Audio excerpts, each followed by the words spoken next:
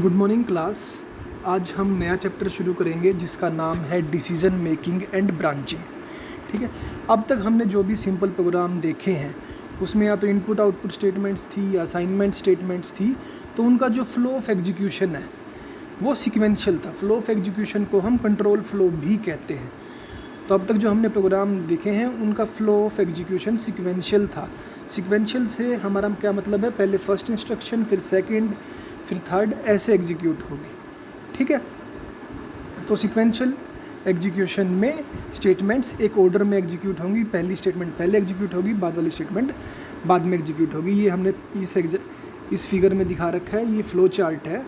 तो पहले स्टेटमेंट 1 होगी, फिर स्टेटमेंट 2 होगी, उस करते करते हम स्टेटमेंट n तक पहुँचेंगे। ठीक है, अब कई बार क्या होता है, हमें इस फ्लो ऑफ कंट्रोल को चेंज करना पड़ता है। ठीक है, हम चाहते हैं कुछ स्टेटमेंट स्किप हो जाए या कुछ स्टेटमेंट्स बार बार एग्जीक्यूट हो, तो इनको हम कंट्रोल स्ट्रक्चर्स की मदद से प्रोग्राम के फ्लो ऑफ कंट्रोल को चेंज कर सकते हैं। ठीक है, तो कुछ कंट्रोल स्ट्रक्चर्स हैं, उनकी मदद से हम प्रोग्राम के फ्लो ऑफ एग्जीक्यूशन को चेंज कर सकते हैं। तो ये 3 टाइप के कंट्रोल स्ट्रक्चर्स हैं। पहला है कंडीशनल कंट्रोल ट्रांसफ़र और डिसीजन स्टेटमेंट। तो यहाँ पर जैसे नाम से पता चल रहा है कंडीशंस होंगी। ठीक है, तो कोई कंडीशन होगी, कंडीशन ट्रू होगी तो हम एक रास्ता चुनेंगे, कंडीशन फॉल्स होगी तो हम दूसरा रास्ता चुनेंगे। ठीक है, तो डिपेंड करता है कंडीशन ट्रू है या फॉल्स, उसके बेस पे हम ये चूज़ करेंगे कि कौन सा कोड एग्जीक्यूट होगा और कौन सा कोड एग्जीक्यूट नहीं होगा। तो इसमें आपके इफ़ स्टेटमेंट आता है, इफ़ एल्स स्टेटमेंट आता है और स्विच स्टेटमेंट आता है। इनको हम एज द चैप्टर गोज हम डिस्कस करेंगे, कुछ चीज़ें नेक्स्ट चैप्टर में भी हैं। उसके बाद है अनकंडीशनल कंट्रोल ट्रांसफ़र। अनकंडीशनल नाम से पता चल रहा है कोई भी कंडीशन ना हो फिर भी हमने करना ही है। मतलब अगर वो स्टेटमेंट आ गई तो हमारा कंट्रोल ट्रांसफ़र होगा ही होगा। ठीक है, तो बिना किसी कंडीशन के अगर वो स्टेटमेंट आ जाती है तो हमें फिर भी जो कंट्रोल है वो ट्रांसफ़र करना पड़ेगा। इसका एग्जांपल है आपका गो टू स्टेटमेंट। तो जैसे ही आपके प्रोग्राम में गो टू स्टेटमेंट आए तो गो टू स्टेटमेंट जहां आपको जाने के लिए कह रही है, प्रोग्राम का कंट्रोल वहां पर शिफ्ट हो जाएगा। तीसरा है आपका रिपीटेटिव स्टेटमेंट्स। कई बार प्रोग्राम में क्या है, हमें एक ही कोड को बार बार रिपीट करके एग्जीक्यूट करना है, तो बजाय कि हम उस कोड को बार बार लिखें, हम रिपीटेटिव स्टेटमेंट्स का यूज़ करते हैं और इन स्टेटमेंट्स को हम लूप्स भी कहते हैं। ठीक है, लूप जैसे जनरल भाषा में देखें तो एक ही चीज़ बार बार अगर जो हो रही है तो उसको लूप कहते हैं। ठीक है, बॉडी ऑफ द लूप तब तक एग्जीक्यूट होती रहेगी जब तक एक कंडीशन ट्रू है। ठीक है, यहाँ पर भी एक स्पेसिफिक कंडीशन होगी, जब तक वो स्पेसिफिक कंडीशन ट्रू है तब तक body of the loop execute होती रहेगी, नहीं तो नहीं होगी। तो इसमें वाइल लूप, डू लूप और फॉर लूप है, ये हम नेक्स्ट चैप्टर में डिस्कस करेंगे। इस चैप्टर में हम जो डिस्कस करेंगे वो सबसे पहले इफ़ स्टेटमेंट है। ठीक है, तो इफ़ स्टेटमेंट का जो जनरल फॉर्म है वो है इफ़ कंडीशन, फिर आपका ब्रेसिस आगे, और ब्रेसिस के अंदर आपकी कोई भी स्टेटमेंट्स हो सकती है। एक स्टेटमेंट हो सकती है, एक से ज़्यादा स्टेटमेंट भी हो सकती है। हर स्टेटमेंट को हम सेमीकोलन से एंड करेंगे। ठीक है, अगर कंडीशन ट्रू है तो ये जो statement of the block statement है, कई सारी स्टेटमेंट्स हो सकती है, ये एग्जीक्यूट होगा। अगर कंडीशन फॉल्स है तो ये स्किप हो जाएगा। तो इसका फ्लो चार्ट बनाना पड़े। यहाँ पे एंट्री हमने कंडीशन चेक करी, ये आपका डायमंड बॉक्स है, उसमें हमने कंडीशन चेक करी। अगर ट्रू है तो स्टेटमेंट ऑफ द ब्लॉक हम एग्जीक्यूट करेंगे, अगर फॉल्स है तो इसको स्किप करके सीधा इसकी नेक्स्ट स्टेटमेंट पर आ जाएंगे। ठीक है, तो इफ़ कंडीशन वाले में, इफ़ स्टेटमेंट में अगर कंडीशन ट्रू है तो स्टेटमेंट एग्जीक्यूट होगी, अगर स्टेटमेंट ट्रू नहीं है तो वो स्टेटमेंट एग्जीक्यूट नहीं होगी। तो इसके एग्जांपल्स कुछ सिंपल देख लेते हैं। इफ़ स्पीड इक्वल टू 100, अगर स्पीड 100 के बराबर है तो प्रिंट एफ आ जाएगा कि स्पीड इज़ इक्वल टू 100। यहाँ पर हमने ब्रेसिस नहीं लगाए क्योंकि सिर्फ एक सिंगल स्टेटमेंट थी, बट यहाँ पर अगर एक से ज़्यादा स्टेटमेंट है तो हमें ब्रेसिस लगाने पड़ेंगे।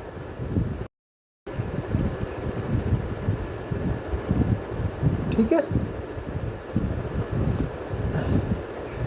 उसके बाद ऐसे ही एक और एग्जांपल है, अगर मार्क्स लेस देन 35 है तो यहाँ पर हम एक से ज़्यादा स्टेटमेंट है तो इसलिए हमने ब्रेसेस लगाए हैं, ठीक है, ओपनिंग ब्रेस और क्लोजिंग ब्रेस। और यहाँ पर हमने लिख दिया कि फेल्ड को आप प्रिंट लिख दो और फेलियर में जो भी नंबर ऑफ़ स्टूडेंट्स फेल है उसमें एक ऐड कर दो।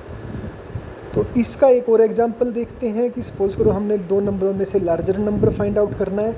उसका एल्गोरिथम सिंपल है, यूजर से हम दो नंबर लेंगे, पहले हम मान लेंगे कि बड़ा ए है, ठीक है, फिर हम बी को ए से कंपेयर करेंगे। अगर बी बड़ा है तो बिग इक्वल टू बी हो जाएगा, नहीं तो ये स्टेटमेंट एग्जीक्यूट नहीं होगी, ठीक है। अगर बी बिग से बड़ा है तभी ये स्टेटमेंट एग्जीक्यूट होगी, नहीं तो हम सेकंड के बाद सीधा फोर्थ स्टेटमेंट पर आ जाएंगे और आउटपुट कर देंगे, ठीक है। तो ये उसका फ्लो चार्ट है।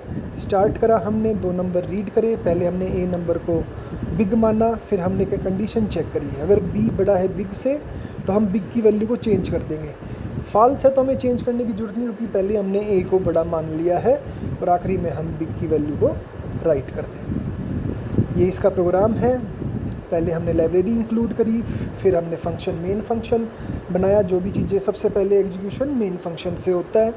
यहाँ पर हमने 3 नंबर बनाए फ्लोट के, ए बी और बिग। फिर हमने यूजर से ए और बी नंबर एंटर करने को कहा।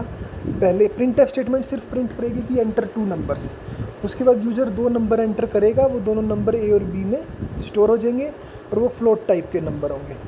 फिर हमने बिग इक्वल टू ए लिखा, हमने माना कि ए बस ही बड़ा है। उसके बाद हमने चेक किया कि कहीं बी से बड़ा बिग से बड़ा बी तो नहीं, मतलब ए से बड़ा बी तो नहीं, और अगर है तो हमने बिग की वैल्यू को चेंज कर दिया और आखिरी में हमने लार्जर नंबर प्रिंट कर दिया। ये उसका आउटपुट है, 2 नंबर हमने एंटर करे तो लार्जर नंबर हमारा प्रिंट हो जाएगा, ठीक है। अब इसी का एक और एग्जांपल है। इस एग्जांपल में क्या है, हमने बेसिक पे को यूज़ किया, ठीक है, HRA निकालने के लिए। अगर बेसिक पे 2000 या उससे कम है तो HRA 200 है, 2000 या 4000 के बीच में है तो 350 है, और 4000 से ज़्यादा है तो आपका 500 है। तो इसको अगर हम एल्गोरिथम लिखेंगे, यहाँ पर हमने कंडीशन, पहले तो हम यूजर से बेसिक पे और BP मांग लेंगे।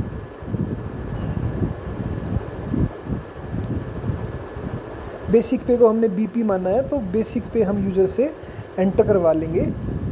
उसके बाद सेकंड स्टेप में हम चेक करेंगे कि BP की वैल्यू क्या है। अगर 2000 से कम है तो HRA 200 प्रिंट होगा, अगर 2000 और 4000 के बीच में है तो HRA 350 हो जाएगा, और 4000 से ज़्यादा है तो HRA 500 हो जाएगा, और आखिरी में हमने HRA को प्रिंट कर दिया, ठीक है। यही हमारा उसका प्रोग्राम में हमने किया है। BP और HRA हमने 2 नंबर ले लिए, यूज़र से हमने BP को एंटर करवाया, उसके बाद चेक किया 2000 से कम है तो HRA 200, 2000 और 4000 के बीच में है। यहाँ पर हमने डबल एंड यूज किया, 2 कंडीशंस को जोड़ा है, ठीक है। डबल एंड में मतलब डबल एंड में हमने लॉजिकल ऑपरेटर था, लॉजिकल एंड ऑपरेटर, तो उसमें क्या था, दोनों जब ट्रू होंगी तभी एग्जीक्यूट होगा। तो इसका मतलब BP 2000 से ज़्यादा होना चाहिए और BP 4000 से कम होना चाहिए। तो जब ये दोनों कंडीशन सेटिस्फाई होंगी तब HRA 350 होगा, और जब BP 4000 से ज़्यादा है तो HRA आपका 500 हो जाएगा, ठीक है। तो यहाँ पर ये उसका आउटपुट है, 2400 होगा तो आपका HRA 350 होगा, ठीक है। उसके बाद है आपका if else statement. If else में वहाँ पर इफ़ स्टेटमेंट में सिर्फ इफ़ कंडीशन थी, अगर फॉल्स हो जाता था तो हम उसको स्किप कर देते थे। यहाँ पर हम चाहते हैं कि फॉल्स होने पे भी हम कुछ एग्जीक्यूट करें, तो उसका लिखने का तरीका क्या है, इफ़ कंडीशन, फिर आपका ब्रेसिस में स्टेटमेंट 1 ब्लॉक हो सकता है या एक सिंगल स्टेटमेंट हो सकती है, फिर आपका एल्स में स्टेटमेंट 2, ठीक है। तो अगर कंडीशन ट्रू होगी तो स्टेटमेंट 1 एग्जीक्यूट होगी, और अगर कंडीशन फॉल्स हुई तो एल्स में जाके स्टेटमेंट 2 एग्जीक्यूट होगी, ठीक है। तो ये इसका फ्लो चार्ट हमने बना रखा है। एंट्री होगी, कंडीशन चेक करेंगे, कंडीशन ट्रू है तो स्टेटमेंट 1, कंडीशन फॉल्स है तो स्टेटमेंट 2 एग्जीक्यूट होगी, और उसके बाद दोनों ही नेक्स्ट स्टेटमेंट आपके रन होगी। तो इसके एग्जाम्पल देख रखते हैं। जो पिछला एग्जाम्पल देखा था बड़ा कौन सा था, तो उसको हम इससे भी आसानी से कर सकते हैं। A ग्रेटर देन B तो बिग आपका A हो जाएगा, नहीं तो बिग आपका B हो जाएगा। इसी तरह से ग्रेटर देन 40 अगर मार्क्स हैं तो प्रिंट एफ पास कर देंगे, नहीं तो 40 से कम है तो प्रिंट एफ कर देंगे हम फेल्ड। इसी टाइप से तीसरा एग्जांपल, अगर नंबर ग्रेटर देन 0 है तो हम उसका स्क्वायर रूट निकाल देंगे। स्क्वायर रूट के लिए आपकी मैथ.h हमने लास्ट लेक्चर में बताया था, लाइब्रेरी फाइल है, उसको हमने इंक्लूड करना पड़ेगा, नहीं तो हम प्रिंट एफ लिख देंगे नंबर नेगेटिव है। ठीक है, अब इसका भी एक एग्जांपल देख लेते हैं। एग्जांपल क्या है कि हमने ये कोई नंबर हमें दिया जाएगा और हमने ये फाइंड आउट करना है कि वो ओड है या इवन है। ठीक है, तो जनरली हमें पता होता है जो नंबर 2 से डिवाइड होते हैं वो ओड हो जाते हैं, और जो नंबर 2 से डिवाइड नहीं जो 2 से डिवाइड होते हैं वो इवन हो जाते हैं, और जो 2 से डिवाइड नहीं होते वो नंबर ओड कहलाते हैं। ठीक है, तो यही कंसेप्ट हम यहाँ पर यूज़ करेंगे। एक नंबर हमने यूज़र से ले लिया, उसके बाद मॉडुलस ऑपरेटर लगाया जो परसेंट ऑपरेटर था। यहाँ पे क्योंकि एल्गोरिथम है, एल्गोरिथम में हम ऑपरेटर ना यूज करके जनरली इंग्लिश में लिख रहे हैं, बट जब हम प्रोग्राम लिखेंगे तो वहाँ पर आपका परसेंट ऑपरेटर लिखाएंगे, और अगर वो वैल्यू 0 है तो हम नंबर लिख देंगे। 0 का मतलब तभी आएगा जब वो कम्प्लीटली डिवाइड हो जाएगा और रिमाइंडर नहीं आएगा, तो नंबर इवन है, अदरवाइज नंबर ओड है। अगर रिमाइंडर आया तो ओड नंबर, रिमाइंडर नहीं आया तो इवन नंबर। ठीक है, तो ये सिंपल सा कंसेप्ट है, ये हमने इसका फ्लो चार्ट बना दिया। वही चीज़ है, अगर n mod 2 कैलकुलेट करेंगे, 0 आया तो नंबर इवन है, 0 के अलावा कोई वैल्यू आई तो नंबर ओड है। ये इसका प्रोग्राम है। यहाँ पर हमने पहले stdio.h लाइब्रेरी लिखी, वो हम हमेशा प्रोग्राम में लिखते ही हैं।